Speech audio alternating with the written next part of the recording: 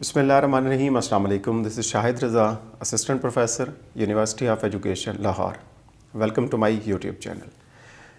आज का टॉपिक शुरू करने से पहले एक छोटी सी एग्जांपल आपसे शेयर करना चाहता हूँ। सपोज़ दो बच्चे हैं और दो बच्चे जब पैदा हुए हैं तो इससे पहले आप जहन में रखिएगा कि वो सिमिलर स्टेटस के हामिल हैं।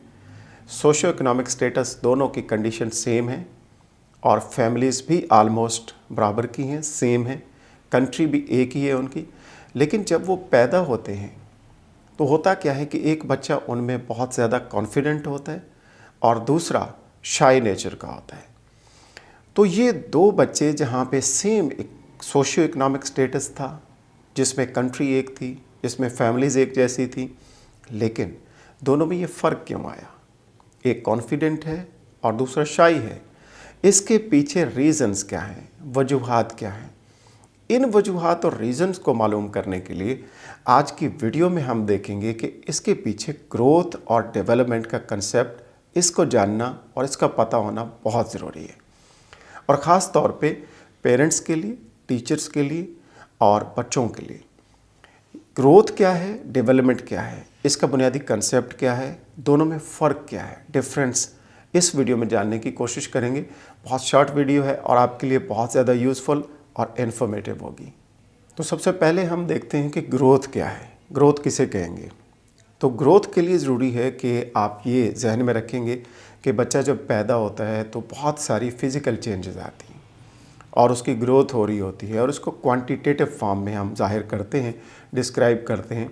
यानी उसकी हाइट है, बच्चे का वेट है और डिफरेंट जो बॉडी पार्ट्स हैं और ऑर्गन्स हैं उनकी ग्रोथ हो रही होती है।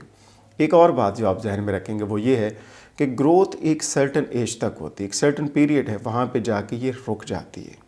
लेकिन इसके साथ साथ अगर हम डेवलपमेंट के कंसेप्ट को देखें तो ये ब्रॉडर है और डेवलपमेंट का कंसेप्ट ये है कि आपका with the passage of time आपकी सोशल डेवलपमेंट होती है, आपकी इमोशनल डेवलपमेंट है, कॉग्निटिव डेवलपमेंट है, जिसे इंटेलेक्चुअल भी कहा जाता है, आपकी मॉरल डेवलपमेंट है।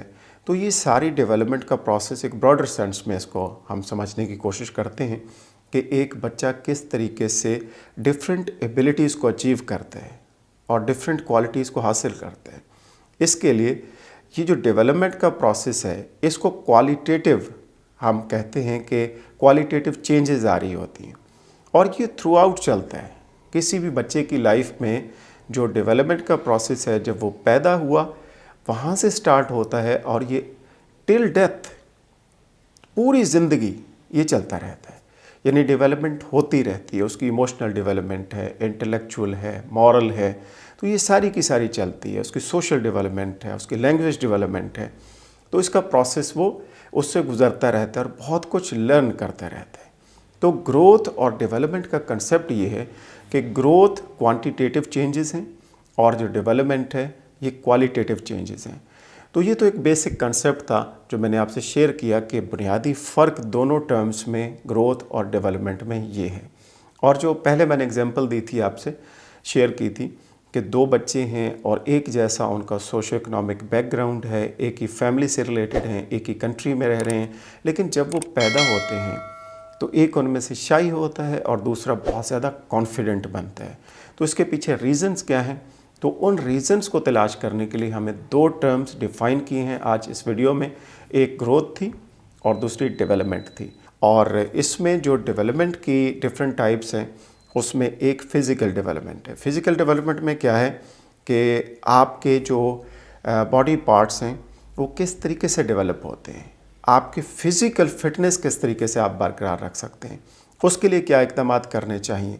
और फिज़िकल डेवलपमेंट में ग्रास मोटर स्किल्स और फाइन मोटर स्किल्स, यानी जो मूवमेंट है, मोटर स्किल्स कहते हैं कि बच्चा मूव करता है, अपने बॉडी पार्ट्स को मूव करता है, अपने हैंड्स को मूव करेगा, अपने बॉडी पार्ट्स को मूव करेगा, डिफरेंट ऑर्गन्स को मूव करेगा।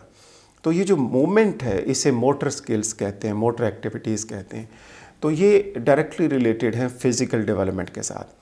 तो एक टीचर के लिए, एक पेरेंट के लिए, बच्चों के लिए ये जानना ज़रूरी होता है कि फ़िज़िकल डेवलपमेंट किस तरीके से आपने करनी है, उसका ख्याल रखना है। और एक टीचर को एक क्लासरूम सिचुएशन में, एक स्कूल में, कॉलेज में, यूनिवर्सिटी लेवल पे जहाँ भी वो पढ़ा रहा है, तो बच्चे की फ़िज़िकल डेवलपमेंट के हवाले से उसने किस तरीके से कौन सी प्रॉपर एक्टिविटीज़ डेवलप करनी है और फिर उसको अप्लाई करना है, ताकि बच्चों की, इंडिविजुअल्स की, स्टूडेंट्स की, लर्नर्स की प्रॉपर फिज़िकल डेवलपमेंट आप कर सकें। इसके बाद कॉग्निटिव डेवलपमेंट है, जिसे हम इंटेलेक्चुअल डेवलपमेंट भी कहते हैं, जो माइंड से रिलेटेड होती है। और इसमें क्या होता है कि माइंड से रिलेटेड बहुत सारी चीज़ें, मसलन आप लैंग्वेज को सीखते हैं, इसी तरीके से आपकी थिंकिंग है, इसी तरीके से आपका मेमोरी सिस्टम है, ये सारी बातें कॉग्निटिव एस्पेक्ट हैं। इससे भी आप आगे बढ़ते हैं, प्रोग्रेस करते हैं और बहुत कुछ आप लर्न करते हैं। तो यहाँ भी ज़रूरी है कि as a teacher, as a parent आपको बच्चों के बारे में मालूम होना चाहिए और पता होना चाहिए कि इंटेलेक्चुअल एबिलिटीज़ क्या होती हैं, कॉग्निटिव स्किल्स क्या होती हैं, कॉग्निटिव एबिलिटीज़ क्या होती हैं, उनको किस तरीके से आप एनहांस कर सकते हैं, फोस्टर कर सकते हैं। इसके बाद आता है इमोशनल डेवलपमेंट। तो इमोशनल डेवलपमेंट एक्चुअली हमारी फीलिंग्स हैं, हम किस तरीके से किसी चीज़ को परसीव करते हैं, हम कितना इमोशनल होते हैं, जज्बातियत कितनी है हमारे अंदर, हम अपने इमोशंस को किस तरीके से कंट्रोल कर पाते हैं। तो एक बच्चे के इमोशंस को अंडरस्टैंड करना, उसको समझना और फिर अकॉर्डिंगली उसको डील करना। आप जानते हैं कि इंडिविजुअल डिफरेंसेस होते हैं, हर फ़र्द दूसरे से मुख्तलिफ होता है।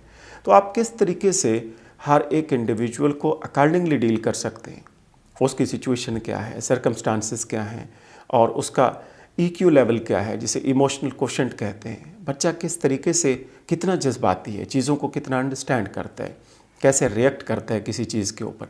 तो एक टीचर के लिए और पेरेंट के लिए, दोनों के लिए ये ज़रूरी है कि उसे पता हो कि बच्चों की इमोशनल डेवलपमेंट कैसे करनी है। तो इसके बाद आता है जी सोशल डेवलपमेंट। यानी सोशल डेवलपमेंट के हवाले से आप जहन में रखेंगे कि एक फ़र्द माशरे का एक हिस्सा है, सोसाइटी का एक पार्ट है।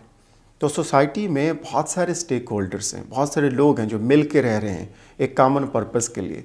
तो जहाँ पे आप कनेक्टेड हैं और आप साथ रहते हैं, एक दूसरे का ख्याल रखते हैं, तो वहाँ पे आपकी ज़िम्मेदारियाँ भी होती हैं। और वहाँ पे आपने, क्योंकि एक दूसरे के ऊपर आप इन्हिसार करते हैं, तो आपके डेवलपमेंट के लिए ज़रूरी है कि आप कनेक्टेड कैसे रह सकते हैं, अच्छे रिलेशनशिप कैसे रख सकते हैं, पॉजिटिव रिलेशनशिप कैसे क्रिएट किया जा सकता है और इसके साथ साथ आप अपना रोल बेहतर कैसे प्ले कर सकते हैं। तो माशरे के कारआमद शहरी कैसे बन सकते हैं, एक रुकन कैसे बन सकते हैं, माशरे को आप कैसे कंट्रीब्यूट कर सकते हैं और फ़ायदा पहुंचा सकते हैं। तो ये सोशल डेवलपमेंट भी करना टीचर की ज़िम्मेदारी के साथ साथ पेरेंट की ज़िम्मेदारी भी है, ओवरऑल माशरे की ज़िम्मेदारी भी है। तो ये कुछ टाइप्स हैं डेवलपमेंट की जो हमने डिस्कस की हैं। फ़िज़िकल डेवलपमेंट है, इसमें इंटेलेक्चुअल डेवलपमेंट है जिसको हमने कॉग्निटिव कहा, मेंटल डेवलपमेंट भी आप बोल सकते हैं इसको, जो माइंड से रिलेटेड होती है, और इसके साथ साथ इमोशनल डेवलपमेंट है और सोशल डेवलपमेंट है।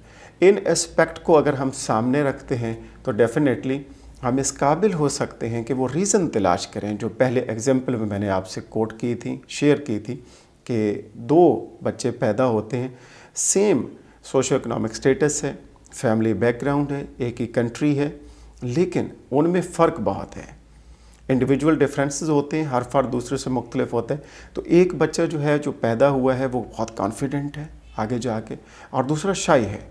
तो इसके पीछे रीज़न्स क्या हैं? तो रीज़न में हमने आज की इस शॉर्ट वीडियो में ये देखा कि रीज़न में ये है कि हमें जायज़ा लेना है, हमें स्टडी करना है, हमें इवेलुएट करना है, हमें नॉलेज हासिल करना है ग्रोथ और डेवलपमेंट का, कि ग्रोथ किसे कहते हैं, डेवलपमेंट किसे कहते हैं। और ग्रोथ एंड डेवलपमेंट के प्रोसेस को अगर आप समझ जाते हैं तो आप बेहतरीन तरीके से बच्चों को टीच कर सकते हैं, गाइड कर सकते हैं, उनकी प्रॉपर गाइडेंस और काउंसलिंग कर सकते हैं। एज ए पेरेंट अपना बेहतरीन रोल प्ले कर सकते हैं और एज ए टीचर आप अपनी ज़िम्मेदारी बेहतरीन तरीके से परफॉर्म कर सकते हैं। नेक्स्ट वीडियो में नए टॉपिक के साथ हाजिर होंगे। अपना ख्याल रखिएगा। अल्लाह हाफ़िज़।